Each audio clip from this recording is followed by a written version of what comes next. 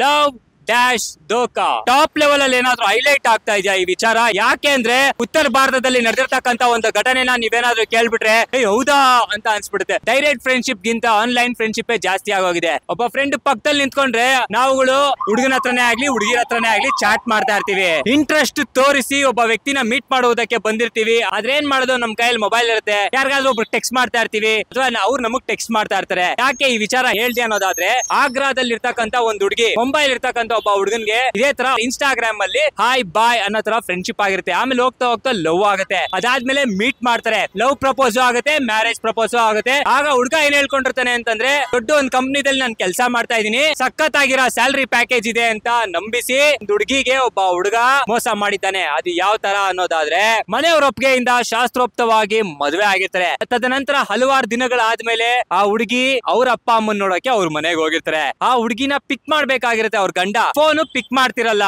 ಏನಿದು ಪಿಕ್ ಮಾಡ್ತಿಲ್ವಲ್ಲ ಅಂತ ಅನ್ಬಿಟ್ಟು ಡೈರೆಕ್ಟ್ ಆಗಿ ಅವಳು ಅವ್ರ ಗಂಡನ್ ಮನೆಗೆ ಹೋಗ್ತಾಳೆ, ಅಂದ್ರೆ ಅತ್ತೆ ಮನೆಗೆ ಹೋಗ್ತಾಳೆ. ಅಲ್ಲಿ ಅತ್ತೆನೂ ಇರಲ್ಲ, ಮಾವನೂ ಇರಲ್ಲ, ಕಟ್ಕೊಂಡ್ ಗಂಡನೂ ಇರಲ್ಲ. ಆಮೇಲೆ ಆ ಹುಡುಗಿ ಗೊತ್ತಾಗುತ್ತೆ ಇವನ್ ಫ್ರಾಡ್ ಮಾಡಿದ್ದಾನೆ ಅಂತ. ಇದೇ ತರ ಹಲವಾರು ಜನ ಬೇರೆ ಬೇರೆ ತರದಲ್ಲಿ ಏನ್ ಮಾಡ್ತಿದ್ದಾರೆ. ಲವ್ ಅನ್ನೋ ಹೆಸರೇಳಿ ಮಾಡಿ ಧೋಕಾ ಮಾಡ್ತಿರೋರೆ ಜಾಸ್ತಿ ಜನ ಇದ್ದಾರೆ. ಅದು ಮೇಲ್ನೋಟಕ್ಕೆ ನಮಗ್ ಕಂಡು ಬರ್ತಿರೋ ವಿಚಾರ ಆಗಿರುತ್ತೆ. ಇದು ಈ ವಿಚಾರ ಪ್ರತಿಯೊಬ್ರು ತಿಳ್ಕೊಬೇಕಾಗಿರುತ್ತೆ, ಪ್ರತಿಯೊಬ್ರು ಕೂಡ ಎಚ್ಚೆತ್ಕೊಬೇಕಾಗಿರುತ್ತೆ. ಈ ವಿಚಾರ ಇಟ್ಕೊಂಡು ನಾನು ಯಾವ್ದೇ ರೀತಿಯಿಂದ ಯಾರಿಗೂ ಹರ್ಟ್ ಮಾಡ್ಬೇಕಂತಲ್ಲ, ಜಸ್ಟ್ ಒಂದು ಜನರಲ್ ಅಪ್ಡೇಟ್ ಆಗಿರುತ್ತೆ. ಪ್ರತಿಯೊಬ್ರು ಕೂಡ ಒಂದು ವಿಷಯ ತಲುಪಿಸೋ ಒಂದು ಪ್ರಯತ್ನ ಆಗಿರುತ್ತೆ ನನ್ನ ಕಡೆಯಿಂದ, ಅಷ್ಟೇ.